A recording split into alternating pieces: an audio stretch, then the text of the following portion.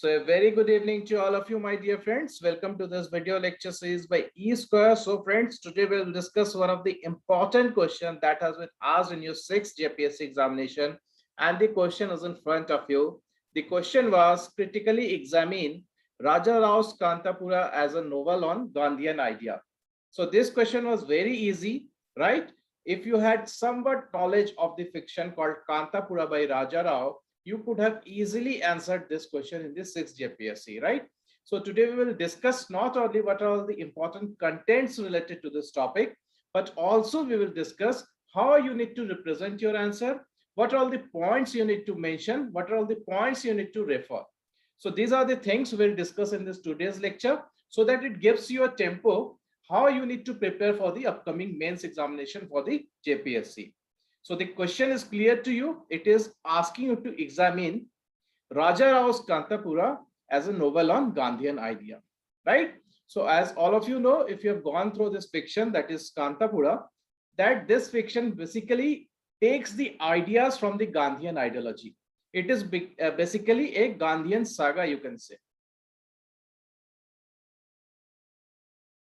Right? So this is basically a Gandhian saga-based fiction where Raja Rao has displayed some of the important features, some of the important characters related to Gandhiji. What he used to believe, what he used to think, how he used to practice different things in his life, that all has been displayed in this fiction, right? So now we'll move forward and we'll try to see what are the important points related to this question, that is how it depicts the Gandhian idea in this fiction.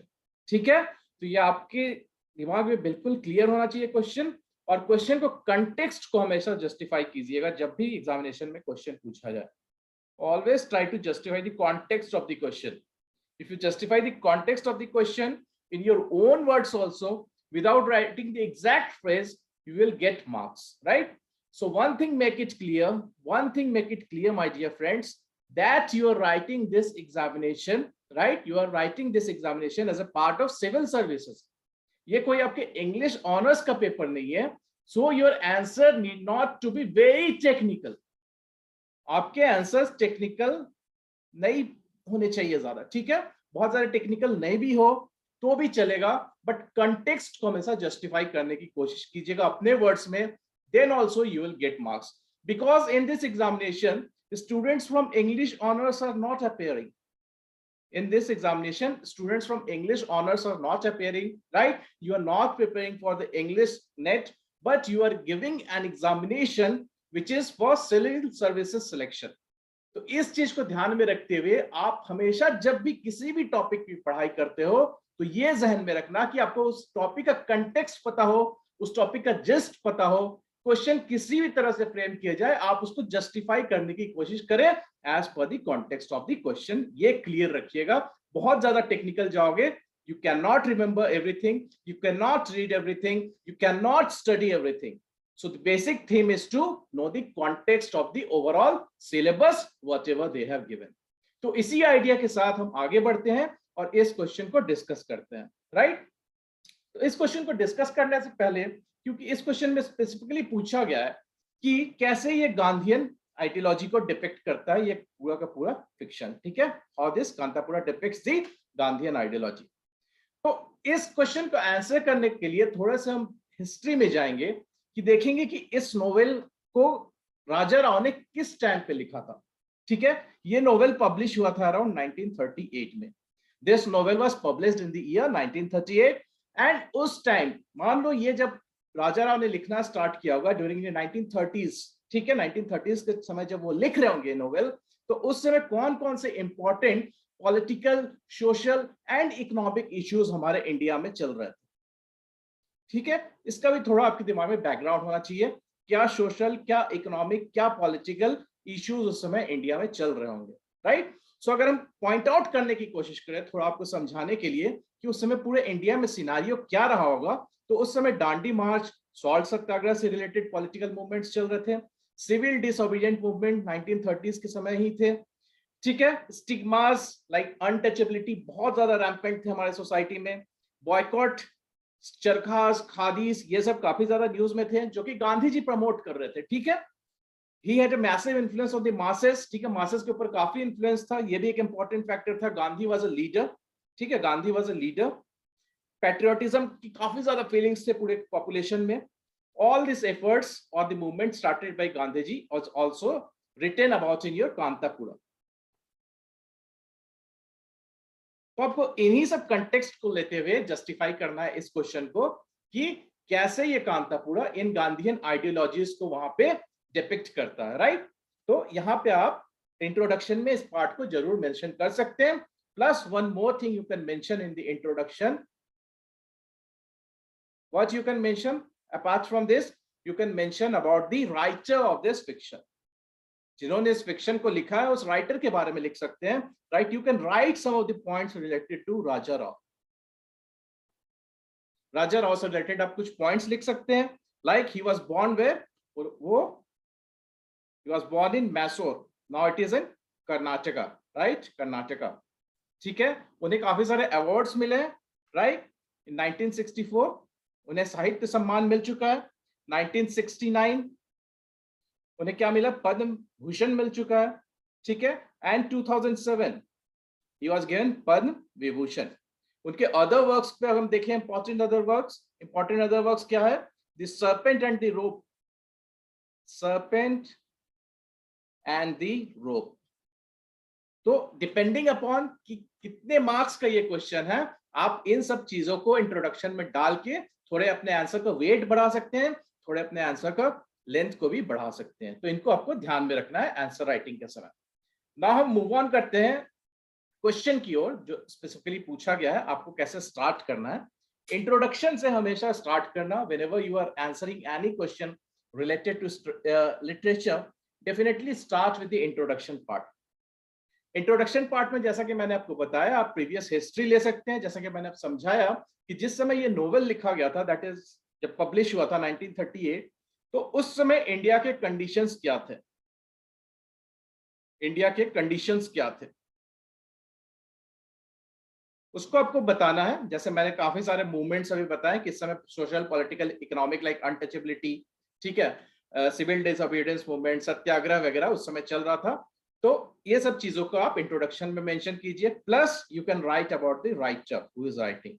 तो कुछ points आप related to writer के बारे में भी यहाँ पे लिख सकते हैं, राजा राव के बारे में,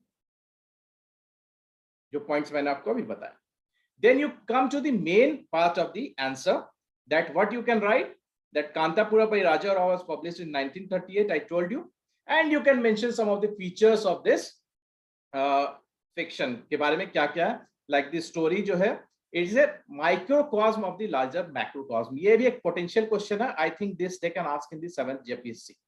7th जो JPSC आपका मेंस होने वाला अभी, they can ask this question because Gandhian ideology वाला question already they have asked। I think this year they will ask this question, that Kantapura represents microcosm of the larger macrocosm of greater India। कैसे कांतापुरा पूरे India के जो उस समय जो features है उसको उस समय वो शो करता है, उसको उस समय वो डिस्प्ले करता है। तो इस तरह से आप स्टार्ट करोगे। Now after that what you will say, the novel illustrates to face of Gandhian vision, जो कि क्वेश्चन में पूछा गया कैसे ये गांधीयन आइडियोलॉजी को डिपिक्ट करता है या बताता है। तो दो गांधीयन विजन्स को ये शो करता है, that is political and social. तो जब भी आप आंसर लिख रहे हो तो आंसर में इस तरह से आप चार्ट बना के वहां पे दिखाओगे कि कौन कौन से विजन को शो करता है। The first is your political vision, the next is your social vision. इन दोनों को ये शो करता है, ये आपको वहां पे दिखाना है ऐसे चार्ट बना के, ठीक है। It will make your answer more representable. अब हम आते हैं पॉलिटिकल एंड सोशल के बारे में। तो क्या क्या चीजें हैं जो पॉलिटिकल इश्यूज है, क्या क्या चीजें जो गांधीयन पॉलिटिकल आइडियोलॉजीज है, क्या क्या गांधीयन सोशल आइडियोलॉजीज है जो कि कांतापुरा में राजा राव ने बताने की कोशिश की है, ठीक है। कांतापुरा में क्या क्या पॉलिटिकल आइडियोलॉजीज है, गांधीयन आइडियोलॉजीज, एंड क्या क्या सोशल गांधीयन आइडियोलॉजीज है। Political Gandhian ideologies, right, and political ideologies को इन्होंने पूरे फिक्शन में शो करा है, ठीक है, डिस्प्ले करा है। तो पॉलिटिकल क्या क्या आइडियोलॉजीज गांधी के, पीस, हमेशा गांधी जी पीस के बारे में, शांति के बारे में बात करते हैं। नॉन कोऑपरेशन, ये भी गांधी जी का एक पॉलिटिकल, ठीक है, हमेशा रहा है, उन्होंने नॉन कोऑपरेशन से अपने पॉलिटिकल मोटिव्स को प्राप्त करने की कोशिश की है। तो ये this you can write, non violence, civil disobedience, promoting khadi, fasting, वो काफी ज्यादा फास्टिंग पे विश्वास रखते थे, ठीक है, नॉन वायलेंस पे रखते थे। धरना एंड सत्याग्रह, ये भी गांधी जी बहुत यूज किया करते थे हमारे कंट्री को फ्रीडम दिलाने के वक्त। This were the political Gandhian ideologies, some of them. Now coming on to the social ideologies, eradication of untouchability, ठीक है, इसके अगेंस्ट से गांधी जी जो अनटचेबिलिटी था उसको वो हमेशा हटाना चाहते थे। Truth and honesty, truth and honesty पे वो विश्वास करते थे। Next in is women empowerment पे उनका काफी ज्यादा फोकस था कि विमेन आर इक्वल, ठीक है, वो मेन के बराबर है और उनका भी पार्टिसिपेशन उतना ही होना चाहिए जितना कि मेन का है। And equality and love for one enemy, that is Gandhigiri, what we see nowadays also, Gandhigiri, ठीक है, ये दोनों पॉलिटिकल एंड सोशल है। तो ये आपने लिख दिया आंसर में। नाउ यहां पे आपका काम नहीं होता, अब आपको बताना है कि गांधीयन आइडियोलॉजीज तो ये थे, बट ये आइडियोलॉजीज कैसे राजा राव ने कांतापुरा में डिस्प्ले किया है इन आइडियोलॉजीज को। So you have to give some of the instances, you have to give some of the examples how this ideologies has been depicted in the fiction Kanthapura by राजा राव, ये आपको बताना है। तो ठीक है, जैसे कि आपने देखा कि हम पैरेलली कंक्लूजन या रेफरेंस ड्रॉ करेंगे। एक साइड क्या है, इंडिया है, एक साइड इंडिया है, एक साइड क्या है, कांतापुरा। इंडिया में कौन है, इंडिया में गांधी जी है। यहां पे कौन है, यहां पे Moorthy, Moorthy is the protagonist of the fiction called, ठीक है, Moorthy is the protagonist of the fiction. जो फिक्शन है कांतापुरा, उसमें प्रोटैगनिस्ट कौन है, मेन रोल कौन निभा रहा है, मूर्ति निभा रहा है। So he is equal, India is equivalent to Kanthapura, Gandhi ji is equivalent to Moorthy, ठीक है। And Gandhi ji Indian ideologies, जो नेशनल बेसिस पे जो आइडियोलॉजीज गांधी जी फॉलो कर रहे थे, वहां पे मूर्ति लोकल स्केल में कांतापुरा में उन्हीं आइडियोलॉजीज को फॉलो करेगा। तो हम आगे देखते हैं कौन कौन से आइडियोलॉजीज जो हमने अभी देखा वो कैसे कांतापुरा फिक्शन में फॉलो हो रहे थे, that you need to mention. तो अगर आप होल पैराग्राफ लिखोगे तो you will get some less marks.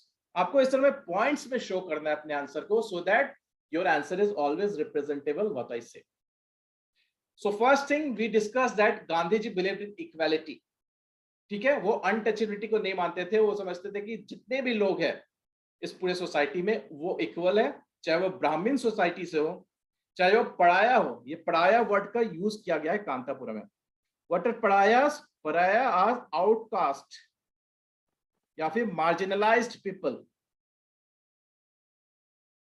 marginalized people are called as or referred as pariah in this fiction called Kanthapura. तो नेशनल बेसिस पे तो गांधी जी बिलीव कर ही रहे थे, बट इसको आपको यहाँ पे पैरेलली इस आइडियोलॉजी को दिखाना कि कैसे राजा राव ने कांतापुरा में डिपिक्ट किया इस आइडियोलॉजी को। तो हमने एक इंस्टेंस ले लिया है कि Moorthy worked for the upliftment of pariahs, जैसा कि गांधी जी मान लो हरिजन्स के लिए काम किया करते थे नेशनल बेसिस पे, ठीक है। वो मैं लिख भी रहा हूं कि Gandhi ji also help Harijans. तो गांधी जी नेशनल बेसिस पे हरिजन्स के लिए थे, यहाँ पे उसी तरह मूर्ति के लिए काम कर रहे थे, परायास के लिए कर रहे थे। पराया कौन है, कोई नहीं है, but marginalised people of the society है। Gandhi ji who visited the houses of untouchables and ate with them, ठीक है, गांधी जी ऐसा किया करते थे। मूर्ति भी इस पूरे कांतापुरा जो फिक्शन है उसमें वो भी इसी तरह के अपने कैरेक्टर को डिस्प्ले करता है, ठीक है। तो we have drawn a parallel analogy between the fiction Kanthapura and the national ideology what Gandhi ji was displaying in India. Khadi, all of you, सबको पता है कि गांधी जी खादी के हमेशा फेवर में हुआ करते थे, ठीक है, वो चरखा को प्रमोट करते थे। उसी तरह से हम देखेंगे कि इस कांतापुरा नोवेल में भी मूर्ति जो है, जो कि गांधी का रोल प्ले कर रहा है, he also promoted khadi, he also promoted charkha. So he distributed charkha among the people of Kanthapura at free of cost. He had contact with the city congress and charkhas were given to by him free of the cost for distributing among the villagers. In the beginning he found it difficult to convince to villagers charkha, but बाद में वो convince कर लेते हैं, villagers भी चरखा use करना start कर देते हैं। तो इसको भी हमने पैरेलल एनालॉजी ड्रॉ कर लिया between India and the Kanthapura. Non violence, you know Gandhi ji always word non violence, ठीक है, इसके हमेशा प्रमोटर रहे हैं Gandhi ji, the same thing has been displayed in the Kanthapura also. एक इंस्टेंस हमने लिया है, बड़े खान वाला इंस्टेंस। जब आप स्टोरी को थॉरली पढ़ोगे तो वहां पर होगा कॉफी स्टेट में एक ऐसा घटना घटता है जहां पे बड़े खान होता है। बड़े Khan resist the entry of the murti into the state, जो कॉफी स्टेट है वहां पे वो, ठीक है, मूर्ति को आने नहीं देता। एंड ही स्विंग्स हिज लाठी एंड हिट्स मूर्ति, ठीक है, मूर्ति की वहां पे पिटाई भी होती है, जो कि गांधी जी का रोल प्ले कर रहे हैं। On seeing this the ladies Rachna and Mandna falls on Bade Khan and tearing away the lathi, bag it on his head, but Moorthy cries out. इतना कुछ होने के बाद भी, वायलेंस होने के बाद भी, मूर्ति वहां पे ऑफेंसिव नहीं होते हैं, but he is defensive only, just like Gandhi ji, because he believes in what, he believes in non violence. ठीक है, वो वर्ड से ही समझाने की कोशिश करते हैं बड़े खान को कि no beating sisters, no beatings in the name of Mahatma, hence it is seen that Murthy follows the Gandhian non-violent passive resistant method of fighting the imperial power। ठीक है, हमने यहाँ पे फिर से दोनों को पैरेलली, दोनों स्टेटमेंट्स को रख के इंडिया बेसिस पे और कांतापुरा के बेसिस में यहाँ पे ड्रॉ करा है इन्फरेंस। तो this again shows that yes, the Gandhian ideology has been followed in this fiction called Kanthapura. और हम देखते हैं, और हम इंस्टेंसेस लेते हैं। No to liquor, no to liquor, Gandhiji was against this, Gandhiji was against Madira, right? No to liquor. So villagers of Kantapura decided not to drink alcohol, and as a result some of the shops and the toddy groves in the neighborhood were picketed। ठीक है, same as जो India में हो रहा था, इस Kanthapura fiction में भी हो रहा है। Fasting, Gandhiji was believer of fasting, fast पे हमेशा बिलीव करते थे। तो हमने फिर यहाँ से कांतापुरा नोवेल से कुछ इंस्टेंसेस उठाए जहां फास्टिंग को डिस्प्ले करा गया, शो करा गया। Murthy undertakes 3 days fast, as Gandhiji had done in similar condition. When he asked to give up his fast, he is stubborn on observing it, for fault of the other is the fruit of one's disharmony. He feels that his fast has helped him to sublimate his feeling and strengthen him for the next task, which is launching for the non-violent, non-cooperation movement। तो यहाँ पे मूर्ति ठीक गांधी जी के ideologies पे यहाँ पे fasting रखने की कोशिश करते हैं और बोलते हैं कि ये हमें और स्ट्रेंथ देता है आगे के फाइट में आगे बढ़ने के लिए, with non violence, non cooperation. ठीक है, ये हमें कभी वायलेंट नहीं बनाता है। Women empowerment, as Gandhiji believed in women empowerment. Similarly, in this novel, Raja Rawat has tried to display the women empowerment। ठीक है, in Kantapura novel we find that women play a leading role। एक ऐसा instance आता है जब मूर्ति jail चले जाते हैं, ठीक है, वहां पे हम देखते हैं कि जो फीमेल्स हैं, जो फीमेल कैरेक्टर्स है इस फिक्शन में, लाइक रंगम्मा, वो लीड लेती है वहां पे और पूरे इस मूवमेंट को आगे बढ़ाती है इन एब्सेंस ऑफ मूर्ति, जो कि हमने देखा था इंडिया बेसिस पे भी सेम यही इंस्टेंस हुआ था जब गांधी जी जेल चले जाते हैं, and the female leader were taking this battle ahead. ठीक है, तो ये सारे कुछ फीचर्स हैं। हरि कथा को भी दिखाया गया है इस पूरे, यहाँ पे हरि कथा भी बहुत इंपॉर्टेंट इंस्टेंस है, ठीक है, जो कि गांधीयन आइडियोलॉजीज पे ही बेस्ड है, स्वराज पे बेस्ड है। ठीक है, तो ये सारे कुछ एक्ट्स हैं। Non cooperation is against a most important and powerful tool of Gandhi ji. हमेशा गांधी जी नॉन कोऑपरेशन पे बिलीव करते थे कि ब्रिटिशर्स को कोऑपरेट नहीं करते थे और इस तरह से अपने मूवमेंट को आगे बढ़ाते थे, and the same thing has been displayed in the novel called Kanthapura. कौन सा इंस्टेंस मैंने लिया है कि कांतापुरा पे लोग टैक्स नहीं देते थे। No tax is a form of non cooperation, right? तो इसको भी दिखाया गया। सत्याग्रह तो बहुत ही इंपॉर्टेंट है। ब्रदर्स इन द नेम, एक ऐसा इंस्टेंस हम अगेन लेते हैं कांतापुरा से। Brothers in the name of Mahatma, let there be peace and love and order, as long as there is a God in heaven and purity in our hearts, evil cannot touch us। ये मूर्ति बोलते हैं, ये मूर्ति के line से, ठीक है, and this displays सत्याग्रह।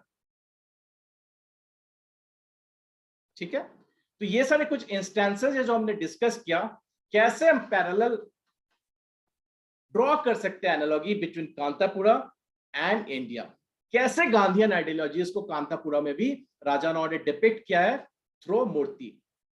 पूरे इस फिक्शन में गांधी जी कहीं भी फिजिकली प्रेजेंट नहीं है, बट राजा राव ने बहुत ही अच्छे तरीके से पूरे गांधीयन और आइडियोलॉजीज को डिस्प्ले करने की कोशिश की है, ठीक है, किसके द्वारा? मूर्ति के द्वारा, जो कि उस कांतापुरा के गांधी जी हुआ करते थे एज पर दिस फिक्शन। तो आपको एक कंक्लूजन के साथ एंड करना है। Though Gandhiji is not present in the whole novel, but only Gandhian ideas remain and can be found which are adopted by Murthy, जैसा कि मैंने आपको बताया। These ideas helped the people of Kantapura to get freedom from the Britishers. Murthy sticks to the above Gandhian ideas and reforms. Thus, Raja Rao's medal novel Kantapura presents the Gandhian ideology, जो कि question में पूछा गया है। हमने बहुत सारे instances लेके इसको जस्टिफाई भी कर दिया। तो इस तरह से आपको पॉइंट्स में अपने आंसर को रिप्रेजेंट करना है, चार्ट्स में अपने आंसर को रिप्रेजेंट करना है, राइट? तो इस तरह से आप अपने आंसर को एंड कर सकते हो, right? So if you want to follow more, you can join our Telegram channel, that is JPSC E Square, right? And latest updates you will get over there. तो आज के लिए दोस्तों इतना ही। नेक्स्ट हम फिर से 6 JPSC के कुछ और क्वेश्चंस को डिस्कस करेंगे, ताकि एक आइडिया आपको मिल सके कि कैसे हमें आगे बढ़ना है और कैसे हमें क्वेश्चंस को अटेम्प्ट करना है और किन किन बातों पे हमें ध्यान रखना है। So that's all for today my dear friends. Thank you, bye bye, take care.